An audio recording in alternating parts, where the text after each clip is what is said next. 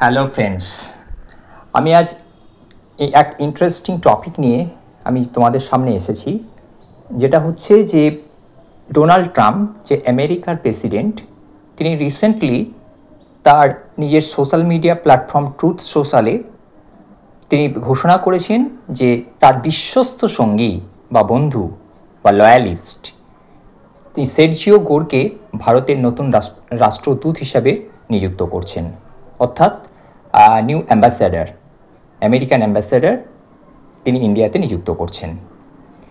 তো এটা একটা খুব ইন্টারেস্টিং একটা মুভ বাই আমেরিকান প্রেসিডেন্ট, কারণ এই মুহূর্তে ইন্ডিয়ার সাথে যে আমেরিকার যে রিলেশন, সেটা ভীষণ রকমভাবে তিক্ত একটা রিলেশন। এই মুহূর্তে 50% ট্যারিফ ইন্ডিয়ার ওপর ইম্পোজ করা হয়েছে, যেটা রাশিয়ান অয়েল কেনার জন্য। কিন্তু আমরা সবাই জানি যে এটা একটা hypocrisy by American president.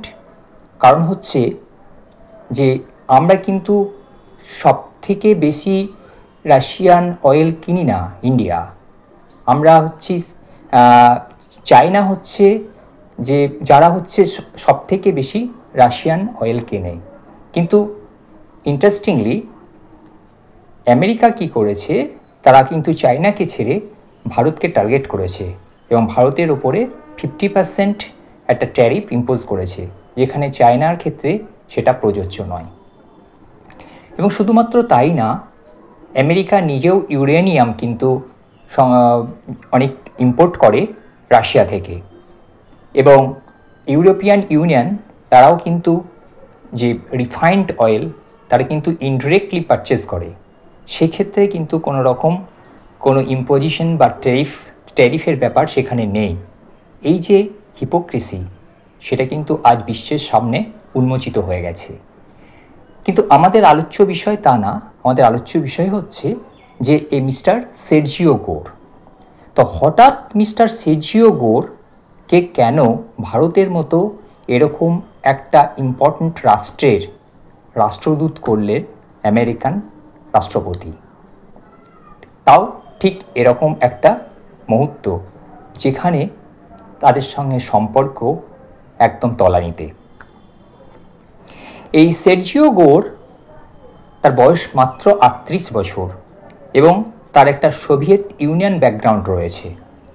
Soviet union মানে সোভিয়েত ব্যাকগ্রাউন্ড রয়েছে, কারণ অবিভক্ত রাশিয়া অর্থাৎ সোভিয়েত ইউনিয়নের উজবেকিস্তানে 1986-এ ওনার জন্ম, এবং পরবর্তী সময়ে তিনি আমেরিকায় সেটেলড হন এবং পরে তিনি ট্রাম্পের ভীষণ বিশ্বস্ত একজন সঙ্গী হিসেবে নিজেকে উপনীত করেন। এবং এই সের্জিও গোর তিনি নিজেকে এমন একটা জায়গায় নিয়ে গেছেন, মানে তার বিশ্বস্ততার যে পর্যায়টা এমন একটা জায়গায় নিয়ে গেছেন যে ডোনাল্ড ট্রাম্প এমনকি তার কথাতে ইলন মাস্কের সাথেও সম্পর্ক কিন্তু বিচ্ছেদ ঘটায়। কারণটা কি, যে ইলন মাস্ক তিনি তার একজন সহযোগী জ্যারেড আইজাকম্যানকে নাসার দায়িত্ব তুলে দিতে চেয়েছিলেন, কিন্তু এই সের্জিও গোর এই ভদ্রলোকের কথায় ট্রাম্প কিন্তু এই সুপারিশে মত বদলান এবং তখন তিনি আইজাকম্যানকে নাসার নিযুক্তি দেননি। ফলে মার্কস তখন এই সের্জিও গোরকে এটি সাপ বলে অভিহিত করেছিলেন এবং পরবর্তী সময়ে কিন্তু ইলন মাস্কের সাথে ডোনাল্ড ট্রাম্পের সম্পর্কেরও বিচ্ছেদ ঘটে। তো এই সের্জিও গোর তিনি এমন একজন ব্যক্তিত্ব যিনি কিন্তু সবসময়তেই একটা ইয়েসম্যান বা নিজেকে সাইকোফ্যান্ট বলা হয় সেরকম হিসেবে কিন্তু নিজেকে প্রতিপন্ন করে গেছেন এবং তার কিন্তু মূল্যটা তিনি পাচ্ছেন এখন। এবং ইন্টারেস্টিংলি এই সের্জিও গোরকে কেবলমাত্র ভারতের রাষ্ট্রদূত হিসেবে নিযুক্ত করা হচ্ছে তাই না, তার সাথে সাথে দক্ষিণ ও মধ্য এশিয়া বিষয়ক বিভাগেরও বিশেষ দূত হিসেবে তাকে নিযুক্তি দেওয়া হচ্ছে, মানে একটা ডুয়াল রোল। এবং এই যে ডুয়াল রোলটা, যে ভারতের রাষ্ট্রদূত, এই রোলটা কিন্তু একটা ইন্ডিপেন্ডেন্ট রোল, মানে অথচ তার সাথে সাথে এই দক্ষিণ ও মধ্য এশিয়া বিষয়ক বিভাগের বিশেষ দূত, মানে একটা ভীষণ একটা কমপ্লিকেটেড একটা জায়গা, যেখানে রয়েছে বেজিং, যেখানে রয়েছে আফগানিস্তান, যেখানে রয়েছে পাকিস্তান, যেখানে রয়েছে ইরান, তো সমস্ত, এবং ইন্ডিয়া, এই সমস্ত যে এশিয়া বিষয়ক যে সমস্ত সম্পর্ক বা তার যে রিলেশনস বা তার যে ডিপ্লোম্যাটিক যে একটা পরিস্থিতি, সমস্ত পর্যালোচনা এবং তার দায়িত্ব কিন্তু এই সের্জিও গোরকে দেওয়া হয়।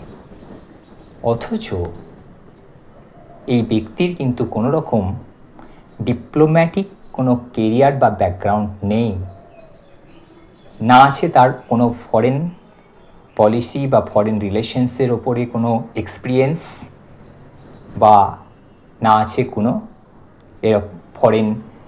ফরেন ডিপ্লোম্যাসির ওপরে কোনো কাজ করার অভিজ্ঞতা।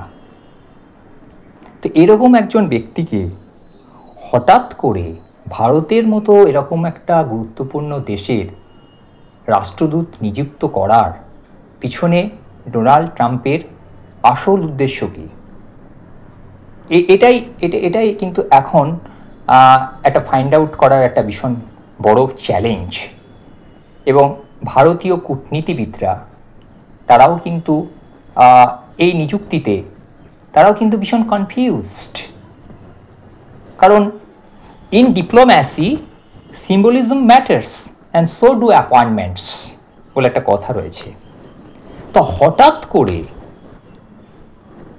এইরকম একজন ব্যক্তিকে এই রাষ্ট্রদূত করার ব্যাপারে বা রাষ্ট্রদূত করা নিযুক্তির ব্যাপারে কি কারণ থাকতে পারে?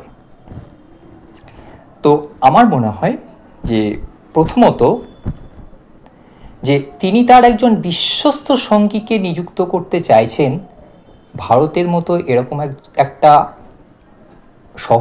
একটা একটা বিশ্বস্ত পার্টনার, মানে ভারতের মতো এরকম একটা গুরুত্বপূর্ণ দেশের সাথে যে সম্পর্কের অবনতি হয়েছে, সে সম্পর্কের অবনতির মেরামতির জন্য তিনি এরকম একজন বিশ্বস্ত সঙ্গীকে তিনি নিযুক্ত করছেন।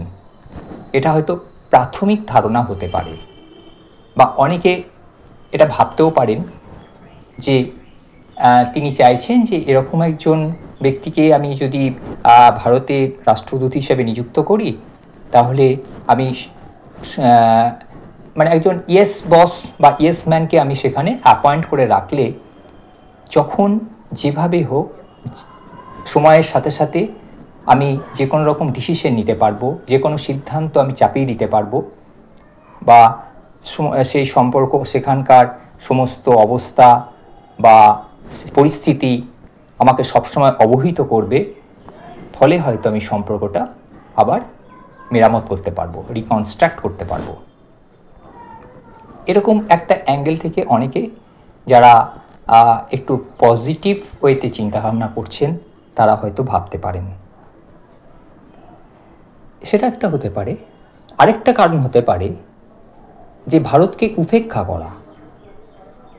করা মানে হচ্ছে এখানে যে ভারতের মতো এরকম একটা রাষ্ট্র যেখানে মানে ভারত এখন চতুর্থ বৃহত্তম একটা অর্থনৈতিক শক্তি, সেখানে এরকম একজন রাষ্ট্রদূতকে নিযুক্ত করে এরকম একটা বার্তা দেওয়া, পৃথিবীর কাছে একটা বার্তা দেওয়া যে দেখো আমরা এমন একজন নবিশ রাষ্ট্রদূতকে তোমাদের দেশে আমি নিযুক্ত করেছি যে তোমাদেরকে আমরা খুব একটা গুরুত্বই দিই না, তোমাদের কাছে আমাদের খুব একটা ইম্পর্টেন্স নেই, তোমরা যতই রাশিয়ার মদতে লাফাও না কেন আমরা তোমাকে ইগনোর করি।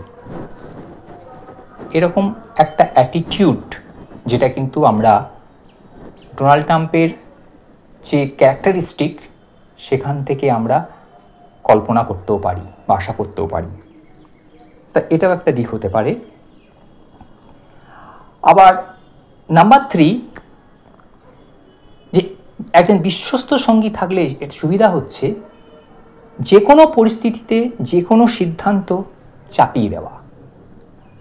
অর্থাৎ যেটা ডোনাল্ড ট্রাম্পের চরিত্রের একটা বিশেষ মানে একটা গুণ বা কোয়ালিটি হচ্ছে, গুণ অর্থাৎ ক্যারেক্টারিস্টিক, নট গুণ, ক্যারেক্টারিস্টিক হচ্ছে যে তিনি সময়ে সময়ে তিনি মত বদলান। ফলে তিনি এখন একটা কিছু ভাবছেন, পর মুহূর্তেই আবার সেটা চাপিয়ে দিতে পাল্টে দিতে পারেন। কিন্তু এটাও দেখার ব্যাপার যে দক্ষিণ ও মধ্য এশিয়া বিষয়ক বিভাগের বিশেষ দূত হিসাবে তার নিযুক্তি, তার ভারতের রাষ্ট্রদূত হিসাবে তার বিশ্বস্ততা কিন্তু একটা প্রশ্নচিহ্নের সামনে থাকবে। কারণ ভারতের কোনো একটা ইন্টারনাল ব্যাপারে তার সাথে আলোচনা হলে তিনি পরবর্তী সময়ে আবার পাকিস্তানে যাচ্ছেন, সাথে সাথে তিনি চায়না যাচ্ছেন, সাথে সাথে তিনি আফগানিস্তানে যাচ্ছেন। ফলে কি সেই প্রাইভেসি বা মানে যে গোপনীয়তা বা যে বিষয়ে আলোচনা হচ্ছে, ভারতের নিজস্ব আমেরিকার সাথে যে কোনো একটা বিষয় নিয়ে আলোচনা হচ্ছে, কিন্তু তিনি যখন তারপরেই অন্য দেশে যাচ্ছেন, দক্ষিণ ও মধ্য এশিয়া বিভিন্ন দেশে তিনি যখন যাচ্ছেন বা সেখানে তিনি যখন প্রেস কনফারেন্স করছেন, তার রেফারেন্স এলে এর প্রিভিসিতে কিন্তু যথেষ্ট প্রতিবন্ধকতা আসতে পারে। তো এটাও কিন্তু একটা ম্যাটার অফ অ্যাপ্রিহেনশন। তো যাই হোক, আমাদেরকে অপেক্ষা করতে হবে, দেখতে হবে। তবে আমরা চাই যে ট্রাম্পের শুভবুদ্ধির উদয় হোক। জয় হিন্দ।